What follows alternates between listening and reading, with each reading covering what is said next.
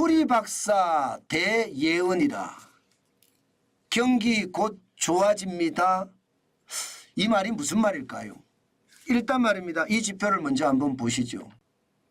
연초 대비 구리 가격 상승률입니다. 4.3%가 올랐습니다. 구리 가격이 올랐다. 이것은요, 경기가 좋아질 수 있다는 신호입니다. 왜냐하면 구리가 여기저기 사용이 되잖아요. 예, 이게 산업이 팽창할 때마다 구리의 사용은 더 많이 늘어날 수밖에 없습니다.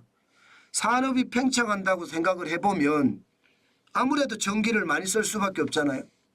전기를 많이 쓰려고 그러면 전선이 더 필요하면 전선이. 이 전선에 들어가는 게 구리예요. 그죠? 전력이 많이 필요하니까. 여기에다가 산업이 팽창을 하면 제품도 많이 제조한다는 의미잖아요. 그런데 제품 제조함에 있어서요, 전자제품의 많은 부분에 구리가 사용이 됩니다. 그렇기 때문에 제품이 더 많이 생산이 되면 구리에 대한 수요가 점점점 늘어납니다. 그렇기 때문에 구리 가격 자체가 산업을 가늠하는 선행지표다 이렇게 이야기합니다. 실질적으로도 말입니다. 글로벌 금융위기 때 이 확실한 지표를 보여줬습니다. 2008년 12월 30일에 구리가 2,812달러까지 갔었거든요. 톤당. 최하까지 떨어졌죠. 그러다가 2009년, 2010년, 2011년까지 가면서 구리가 만까지 올라갔어요. 1418.0까지 올라갔습니다. 그러니까 구리가 이게 가격이 올라가니까 글로벌 금융위기에서도 탈출해 왔다. 이런 얘기가 되는 거죠. 네. 구리 가격이 올라가니까. 게다가 말입니다. 코로나19 때도 보세요. 코로나19 때도 3월 23일에 구리가 4,617.5달러까지 떨어졌습니다. 전고점 대비해 보면 26.71달러, 71%나 됩니다. 그리고 나서 올라가기 시작합니다. 4월, 7월, 그리고 2021년 5월 6일에는 만을 회복합니다. 만 25.5까지 회복을 했습니다. 그러니까 코로나19 때도 경기가 저점에 떨어졌다가 구리가 상승하니까, 구리값이 상승하니까 경기가 회복되더라. 이것을 우리가 봤잖아요. 지금 말입니다. 지금이 그런 거 아닌가 시장에서는 그렇게 예측하고 있습니다. 무슨 얘기냐고요? 자, 2022년 10월 3일에 구리값이 7,524.0원까지 떨어졌었습니다. 그때부터 올라가기 시작하는데 지지부진 올라가는 건 맞아요. 지지부진 올라가는 거. 경기가 제가 말씀드렸잖아요. 확확 좋아지지는 않는다고 말씀을 드렸죠. 그 말처럼 확확 좋아지지는 않지만 7,524원에서요. 2023년 1월 18일에 9,436원까지도 올라갔었거든요. 그러다가 다시 꼬꾸라졌습니다. 10월 23일에 7,824.5원까지 꼬꾸라지다가 지금 그때 이후로 올라가기 시작합니다. 작년 4월 21일 8,816달러부터 시작을 해서요. 올라가기 시작을 해서 거의 말입니다. 11개월째 상승을 하고 있습니다. 지금은 8,791달러. 다시 말해서 연초 대비해서도 4.3%, 36.1달러가 올랐고요. 그러니까 이게 지표 자체를 보면 뭔가 좋아지는 모습이 보인다 이렇게 이야기할 수 있나요? 아마 그렇게 이야기할 수 있을 겁니다. 충분히 말입니다. 구리값이 올라가니까. 실질적으로도 말입니다. 구리에 대한 수요가 많아진 거 사실입니다. 실질적으로 신재생 에너지가 보급이 되면서 수요가 굉장히 늘어났습니다. 왜냐하면 신재생 에너지를 만들면 거기서부터 발전소까지 전선으로 땡겨와야 될 거 아니에요. 거기에 들어가는 게 구리니까. 게다가 인공지능 AI에는요 구리가 필수적으로 필요합니다. 예, 여기에다가 전기차 시장이 점점 커지니까 구리가 더 많이 들어가는 거죠. 그러니까 구리에 대한 수요가 굉장히 많이 늘어나고 있습니다.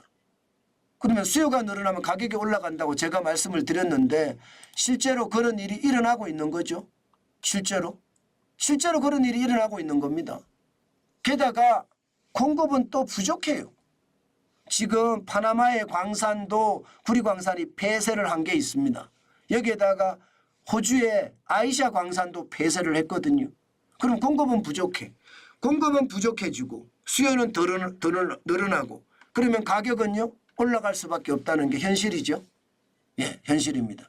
그러니까 시장에서는요 산업이 좋아지기 때문에 구리에 대한 수요가 많다. 그래서 예, 경제가 좋아지는 신호다. 이렇게 해석하고요. 반면에 말입니다. 반면에 산업에서도 지금 구리의 예, 씀씀이가 굉장히 많아진다는 이야기도 나올 정도입니다. 그렇지만 여러분 우리가 한 번쯤 생각해 봐야 될 게 있습니다. 뭐냐고요? 이 공급 부족이라는 거. 이 공급 부족이기 때문에 가격이 올라갈 수도 있거든요. 예, 공급이 예, 광산들이 자꾸 폐쇄를 하니까 가격은 올라갈 수밖에 없겠구나 이런 생각을 할 수 있습니다. 왜 제가 이런 생각을 하게 되나 하면요. 지지부진하잖아요. 회복 속도가. 회복 속도가 2003년 예, 7,524에서 지지부진하게 올라가고 있는 것 이게 경기가 또 꼬꾸라질 수도 있다는 것. 제가 말씀을 드렸잖아요. 저성장의 깊이가 이게 깊어졌다 얕아졌다 한다고 말씀을 드린 거. 저는 이것도 반드시 눈여겨봐야 될 대목이고요. 더 중요한 거. 지금 2011년 2월 14일에 만 148달러까지 올라갔던 것이 지금 2012년 13년에 거치면서 좀 달랐거든요. 이때가 유럽의 재정위기였습니다. 유럽의 재정위기인데 오히려 구리값은 굉장히 상향 포인트를 기록을 했습니다. 그렇기 때문에 꼭 말입니다. 구리 박사가 경제를 예측하는 선행지표다 이렇게 이야기할 수는 꼭 없습니다. 예. 글로벌 금융위기나 혹은 아시아 금융위기나 뭐 우리 같으면 IMF 외환위기죠. 예, 여기에다 코로나 위기나 이거를 보면 구리 박사 예측이 맞는데 안 그럴 때도 있다. 예, 안 그럴 때도 있다. 남유럽의 재정위기가 유럽 재정위기로 확대됐을 때는 그렇지 않았다. 이것도 한 번쯤 우리가 꼭 생각하고요. 짚고 넘어가야 될 대목이다. 저는 그렇게 생각합니다. 반드시 말입니다. 꼭 말입니다. 구리 박사가 이야기하는 것이 경제가 좋아진다. 이렇게 단정적으로 이야기하기에는요.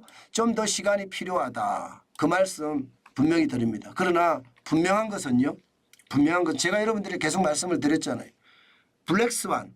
우리가 예기치 못한 위기가 터진다든가 아니면 회색 코뿔소. 지금 터진 위기가 더 크게 확대된다든가 그런 일이 언제든 일어날 수 있기 때문에 경제가 좋아진다 하더라도 우리는 반드시 경계감을 가지고 봐야 된다. 제가 그 말씀을 계속 드렸습니다. 예, 아무리 경제가 좋아진다 하더라도 분명히 그런 일이 터질 수 있기 때문에 시장은요 좀 지독하게 봐야 됩니다. 저는 늘 그렇게 생각을 해요. 늘 말입니다. 시장을 지독하게 보면 시장은 더 잘 보일 거다 이렇게 생각합니다. 예, 그래서 여러분에게 꼭 말씀드리고 싶은 게 그거예요. 경기가 좋아진다는 신호는 많습니다.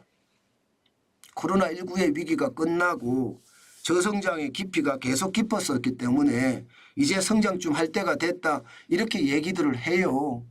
대부분의 시장 전문가들도 그렇게 얘기하고요. 그런데 저는 블랙스완 터진다, 회색 코뿔소가 더 커진다 저는 그렇게 생각을 하거든요. 왜? 이자 앞에 장사 없다는 말을 저는 핵심으로 가져가니까요. 그렇기 때문에 여러분 단순하게 시장을 봐서는 안 된다는 거예요. 저는 이자가 이렇게 높으면 침체는 반드시 온다. 시장의 거품은 반드시 꺼질 거다. 저는 그런 주의입니다. 아마 앞으로도 시장을 그렇게 봐야 되지 않을까 저는 그렇게 생각합니다. 진짜 조심하시고 조심하셔야 되는 거 당연하고요. 그 조심성이 결국은요. 내 돈을 벌 수도 있겠다. 그 생각 저는 당연히 할 수 있다고 봅니다. 그렇기 때문에 여러분 시장 진짜 야무지게 봐야 되겠다. 그 말씀 제가 진짜 강조합니다. 야무지게 봐야 되겠다. 예.